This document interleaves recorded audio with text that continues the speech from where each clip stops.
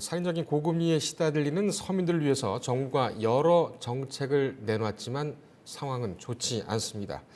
이 가계부채의 심각성은 물론이고 그만큼 고리대금에 시달리는 국민들이 많다는 얘기인데 해법은 없는가? 오늘 조성목의 머니토크에서는 이 문제를 다뤄보겠습니다. 조성목 서민금융연구원장 나오셨습니다. 안녕하셨습니까? 네, 안녕하십니까? 예. 지금 녹화된 인터뷰가 나가는 동안 원장님과 이런저런 얘기를 했지요. 지금 계속해서 우리 뉴스리듬 조성목의 머니 클리닉에서는 정부가 서민들을 위해서 어떤 정책을 마련하고 있는가, 실질적으로 정책이 되고 있는 그런 부분들 집중적으로 다루고 있습니다. 하지만 아직까지도 이게 그 국민들에게는 잘 알려지지 않고 있는 것 같습니다. 이 문제가 뭘까요? 글쎄요, 이제 이 정책 당국에서는 나름대로 홍보를 하고 있지만, 예. 이제 보도 자료 한두 번 내 가지고 국민들이 알 수 있는 내용들이 아니거든요. 예. 특히 이 생계 이제 쫓기는 서민들의 경우에는 네. 그런 뉴스나 이런 거 접하기가 사실상 어렵습니다. 예. 그러다 보니까 이제 전파가 잘 안 되는 것 같아요. 네. 제도는 정말 좋은 제도고 서민들한테 꼭 필요한 제도들이 많이 나오고 있거든요. 네. 하여튼 지금 금융위가 최근 들어서 이렇게 좋은 정책들을 많이 낸 적이 거의 없었어요. 네. 사실은. 그렇습니다. 지금 오늘 다룰 이 문제, 개인 채무자 신용 회복 지원제도 확충, 이 연체 위기자 신속 지원제도 이것이 지금 일반적으로 알게 되면은 파산하고 모라토리움 하고 그렇게 되면 그 사후적으로 돈을 대주고 빚을 탕감해주고 이런 거였는데 이거는 좀 다르다면서요. 선제적인 그런 예방 차원? 여기 방점이 있다고 합니다.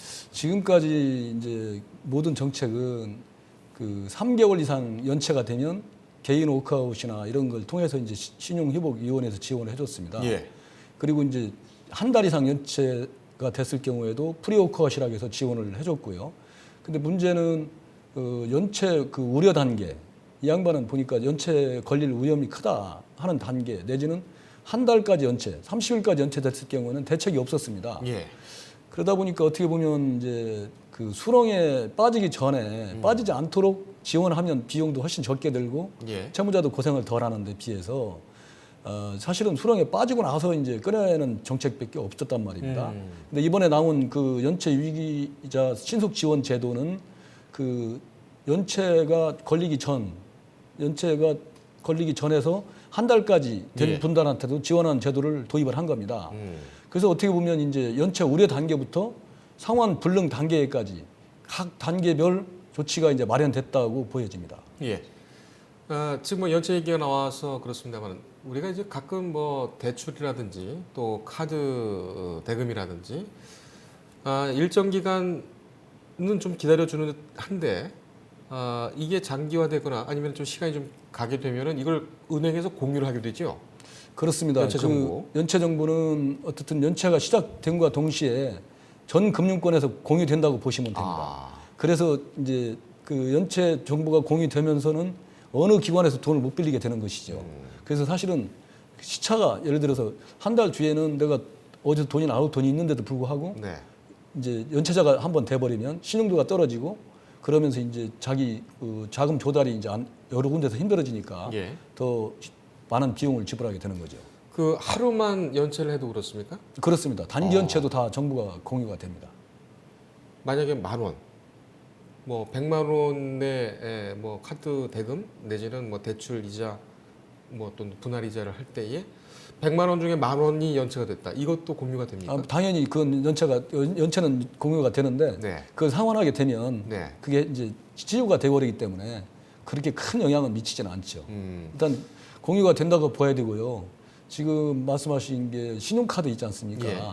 제가 지금 장기 소액 연체자 지원 재단 이사로 활동하고 있는데 그러시죠. 그 수기를 공모해서 보니까 이 장기 연체 1,000만 원 이하의 10년 이상 연체다 이런 분들을 분석을 해보니까 예. 거의 95%가 카드비 때문에 시작해요. 카드.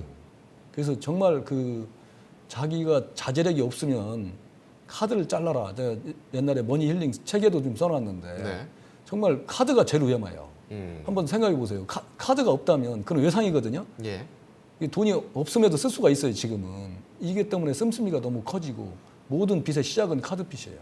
이 가계부채 지금 문제가 되고 있는 가계부채도 이 카드가 좀 없었다면 물론 없을 수는 없겠습니다만은 가계부채가 좀 줄어들지 않았을까 이런 생각도 좀 해봅니다. 그게 2000년대 초반에 우리가 그 IMF 위기를 극복하기 위해서 결국은 신용카드 규제 완화를 대폭 했지 않습니까? 예. 그러면서 결국은 기업들은 빨리 회생이 됐지만 결국은 가계로 전이가 된 거로 보여지는 거죠. 아, 그렇군요. 알겠습니다. 이거 연체 위기자 신속 지원제도 지금까지는 수렁에 빠진 사람에게 손을 내밀어 준 것이라면 네, 이것은 빠지기 전에 바로 손을 잡아주는 네 그렇습니다. 그런 제도죠. 이 뭐 다 지원해 주지는 않을 것 같고 대상자가 되시는 분들은 어떤 분들입니까? 이 대상자들은 이제 지금 말씀하신 것처럼 누구나 지원을 하게 되면 도덕적 해이가 우려가 되기 때문에요. 예. 한정적으로 합니다. 그래서 본인의 이제 규칙이 아닌데 정말 30일 이내에 단기 연체 중인 이런 분들 대상으로 하는데요. 그럼 본인의 규칙이 아니다 기다 판단을 어떻게 하냐? 그 예시를 들어보면 이제 최근 6개월 이내에요. 네. 실업자가 됐다든가 아니면 무급 휴직자 내지는 뭐 폐업한 경우 이런 분들 또 이제 3개월 이상 이제 아파가지고 이제 병원에 입원 치료를 받는 분들 그다음에 이제 대출 받을 때보다 소득이 현저히 감소했고요. 그리고 그래서 이제 7등급 이하로 이제 신용 등급이 떨어졌고 아니면 이제 최근 6개월 이내에 뭐 3일 이상 연체를 한 실적이 있다든가 예. 이런 분들을 지원 대상으로 하고 있고요.